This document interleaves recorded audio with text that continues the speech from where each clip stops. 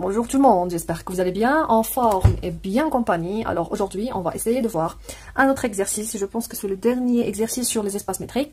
De lire l'exercice, je vais essayer de vous donner un certain rappel sur, ça veut dire quoi, un diamètre de 2. Alors soit A inclus dans E, tel que E c'est un espace métrique, c'est-à-dire menu d'une distance. Alors, on a le diamètre de A.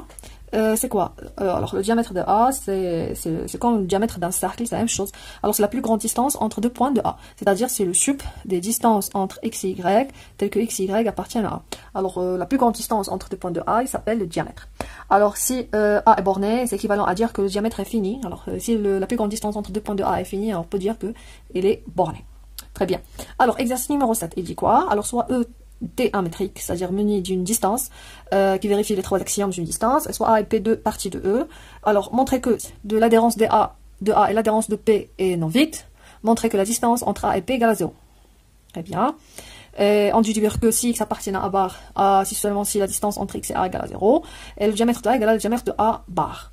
Alors ici, le diamètre de A, c'est déjà fait. Alors, un petit rappel sur la distance entre A et P. Alors, si j'ai deux parties A et P, la distance qui est entre eux, c'est évidemment, c'est la plus petite distance entre deux points de ces deux parties, c'est-à-dire c'est l'inf des distances entre X et Y, tel que X appartient à A et Y appartient à P. Alors, c'est, par exemple, si je prends A et P, deux parties. Alors ici, la distance entre A et P, cette partie, si je prends, c'est la plus petite distance entre deux points, un de A et l'autre de P. Très bien. Maintenant, il nous reste la distance entre X et A. La distance entre X et A, c'est-à-dire un point et X. Alors la distance entre X et A, c'est la plus petite distance entre X et Y, telle que Y appartient à A. C'est-à-dire si par exemple j'ai A une partie et j'ai X un élément, alors la distance entre eux, c'est la plus petite distance entre les éléments de A et X. Très bien. Alors, avant de voir la correction, bien sûr, essayez de réfléchir un petit peu tout seul. Alors, la première question.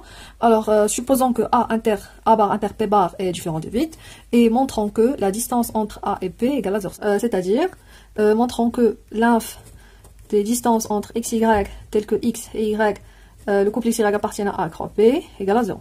Alors, on a A bar inter P bar est différent de vide. Alors, je vais prendre un élément appartenant à A bar inter P bar. Alors, je lui donne le nom A. Alors, soit A appartient à A bar inter P bar. Alors, je vais essayer de faire un petit schéma ici. Alors, ici, on a A, et tel que A bar inter P bar différent de vide. Et ici, on a par exemple P. Alors, A bar, c'est quoi A bar? A bar, c'est la partie qui colle avec A. Alors, c'est à peu près ici. Alors, A bar, c'est celle-là. C'est la partie qui colle avec A. Celui-là, c'est jaune. Et celui-là aussi, c'est A bar. A bar, c'est-à-dire que pour tout élément de P, si je prends un voisinage, alors A appartient à A bar, ça veut dire quoi? Ça veut dire qu'il est quelque part ici. C'est-à-dire si je prends un élément du couronne et je prends n'importe quel voisinage de ce couronne intersecté avec A est différent de vide. Aussi pour celle-là. Alors A et P, leur adhérence est différente de vide. C'est-à-dire il y a des éléments par exemple ici qui se rencontrent. Alors nécessairement la distance entre A et P égale à 0. Alors, comme vous voyez ici sur le dessin, c'est clair.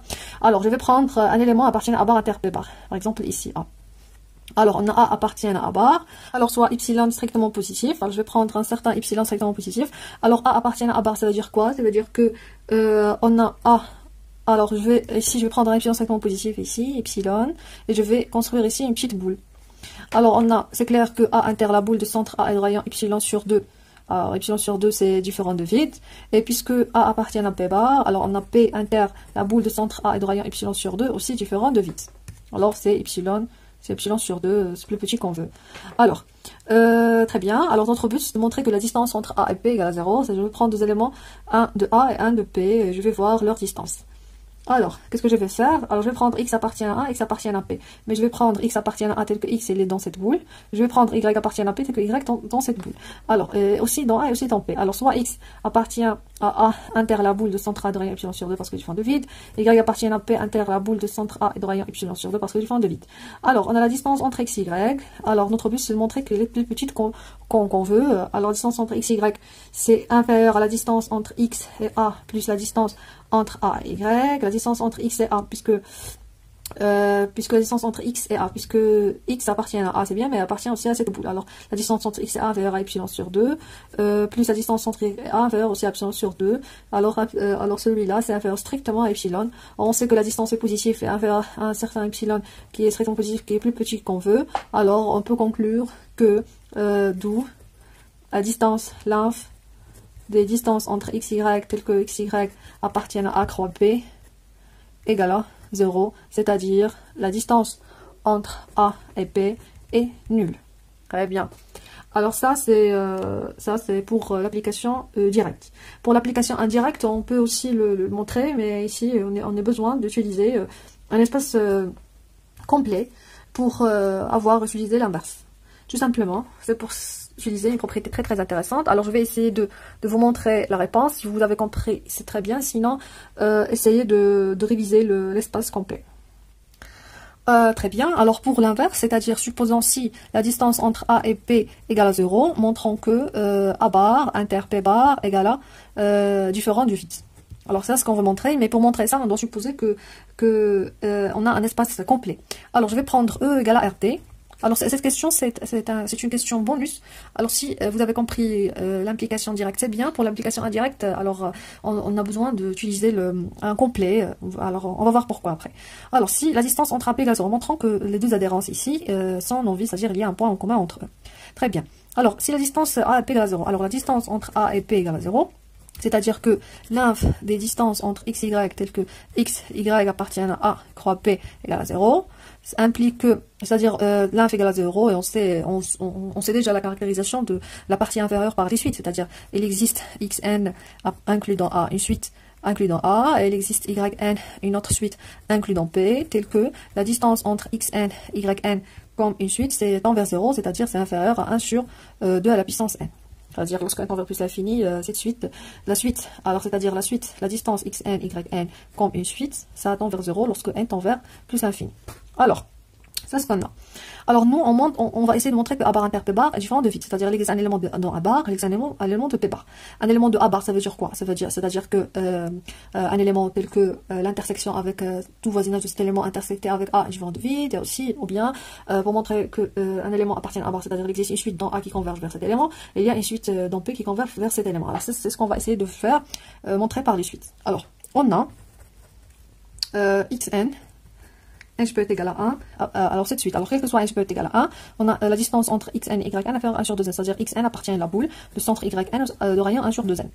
Or, on sait que le diamètre d'une boule, c'est inférieur ou égal à 2 sur 1 sur 2n, c'est-à-dire qu'on a déjà vu ça exercice, alors ici le diamètre il est fini, alors il est borné, xn appartient à la boule, alors on peut conclure que xn, n peut être égal à 1 est une suite bornée, alors est une suite bornée dans RD. Alors, je travaille dans RD. Alors, c'est une suite bornée dans RD. Alors, puisque c'est une suite bornée, alors, dans RD. Or, RD est complet.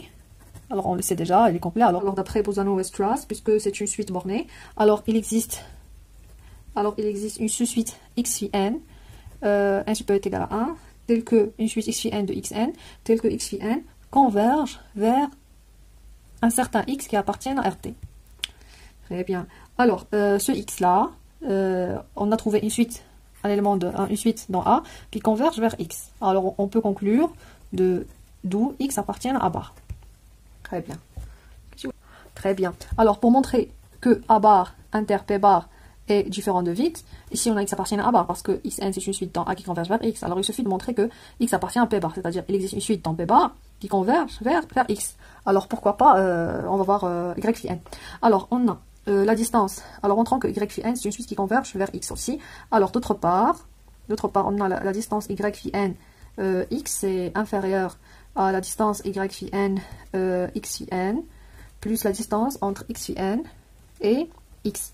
On sait que x phi n converge vers x, alors 1 sur 2n de la puissance n si on veut. Celui-là, d'après ici, alors on a la distance entre x et y inférieure à 1 sur 2n.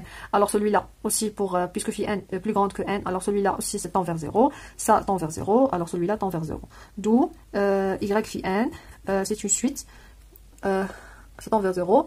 D'où y phi n, c'est une suite inclue dans P, telle que y phi n converge vers x.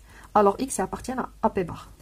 D'où x appartient à P bar, x appartient à A bar, d'où x appartient à A bar inter P bar, c'est-à-dire qu'elle est différent de vide. Très bien. Alors maintenant, on va passer à l'autre question. C'est-à-dire que si x appartient à A bar, si seulement si, la distance entre x et A égale à 0. Alors, on a déjà montré que si A bar inter P bar égale à le vide, alors la distance entre A et P égale à 0. C'est ça ce qu'on a déjà montré. Tout simplement, ici, x appartient à A bar, la distance x et A égale à 0. Alors ici, on a A bar, P bar. Alors pourquoi pas, je vais prendre par exemple P bar égale à le singleton x, sachant que le singleton x c'est enfermé. Alors P bar aussi c'est enfermé. Alors pour P bar égale singleton x, alors on a le singleton x inter A bar est différent de vide, puisque x appartient à A bar. Alors la distance entre x, ici A c'est x, alors la distance entre x et A égale à 0. Alors d'après la question précédente.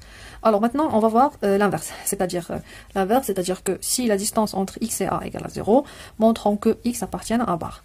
Alors la distance entre x et A égale à 0, c'est-à-dire que l'inf des distances entre x et y tel que y appartient à A égale à 0. L'inf égale à 0, c'est-à-dire il existe yn inclus dans A, dès que la distance entre x et yn tend vers 0, lorsque n tend vers plus l'infini. Très bien. Alors, on a trouvé une suite dans A, dès que la distance entre x et yn tend vers 0, c'est-à-dire que yn tend vers x, c'est-à-dire yn tend vers x. Alors on a trouvé une suite dans A qui converge vers x, d'où on peut conclure que x appartient à A bar, tout simplement. Très bien. Alors, maintenant, on va voir la dernière question. C'est montrer que le diamètre de A égale à le diamètre de A bar. Très bien. Alors le diamètre, on a dit le diamètre c'est la plus grande distance entre deux éléments de A, et le diamètre c'est la plus grande distance entre deux éléments de A bar. Alors en général, on a si A inclus dans P, alors le diamètre de A inférieur est égal à le diamètre de P. Alors c'est évident parce que la plus grande distance entre deux éléments de A, c'est la plus grande distance des éléments de P parce que c'est inclus. Or, on sait que A inclus dans A bar, alors on a le diamètre de A, c'est inférieur égal à le diamètre de A bar. Alors, il nous reste l'autre.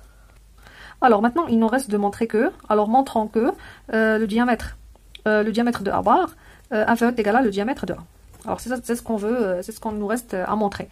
C'est-à-dire, ça veut dire quoi le diamètre de A bar? C'est-à-dire deux éléments, je vais prendre deux éléments de A bar et je vais montrer que, alors c'est-à-dire, quel que soit x, y appartiennent à A bar, on va essayer de montrer que la distance entre x, y, c'est inférieur égal à quelque chose fois le diamètre de A. Alors dans ce cas-là, on peut conclure que le diamètre de A bar inférieur égal à le diamètre de A. Alors, allons-y, on commence. Alors, je vais prendre des éléments de A bar. Alors, soit x, y appartiennent à A bar. Alors, si x appartient à A bar, c'est-à-dire quoi? C'est-à-dire que si je fixe un certain epsilon strictement positif, alors soit epsilon strictement positif, alors que ça appartient à A bar, alors c'est équivalent à dire que A inter, la boule de centre x de rayon epsilon, epsilon sur 2, c'est différent de vide. C'est équivalent à dire qu'il existe x1 appartient à A, et que la distance entre x1 et x c'est inférieur à epsilon sur 2. C'est-à-dire elle est ici, ça appartient à cette boule. Alors la distance entre x et x1 c'est inférieur à epsilon sur 2.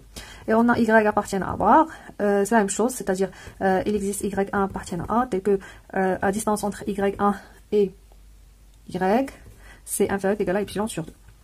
Très bien. Alors, d'une manière générale, on a la distance entre x et y, ça va être égal à la distance entre x1 et x, plus la distance entre x1 et y1, plus la distance entre y1 et y. En fait, égal. Alors, ici, la distance entre x1 et y inférieure à epsilon sur 2, plus la distance entre x1 et y1, plus epsilon sur 2. Très bien. Et celui-là, c'est inférieur égal à, alors epsilon sur 2 plus epsilon sur 2, c'est 2 epsilon sur 2, alors plus la distance de x1 et y1. x1 et y1, ce sont des éléments de x1 appartient à A et y1 appartient à A. Alors, or, le diamètre, c'est la plus grande distance entre des éléments de A, alors c'est inférieur ou égal à le diamètre de A. On va simplifier par ça. Alors, on a trouvé que la distance entre x et y inférieure égale à epsilon plus le diamètre de A. Alors celui-là, c'est un majorant des éléments tels que x et y appartiennent à A bar. Ce sont majorants des éléments de A bar. C'est un majorant des distances entre deux éléments de A bar. Or, le diamètre, c'est le sup. Alors, c'est le plus petit majorant. Alors, on peut conclure que le diamètre de A bar inférieur égal à epsilon plus le diamètre de A, c'est-à-dire alors, inférieur, ici, alors on peut conclure pour un certain epsilon très petit que le diamètre de A bar en fait inférieur, alors le diamètre de A bar inférieur égal à le diamètre de A. Très bien.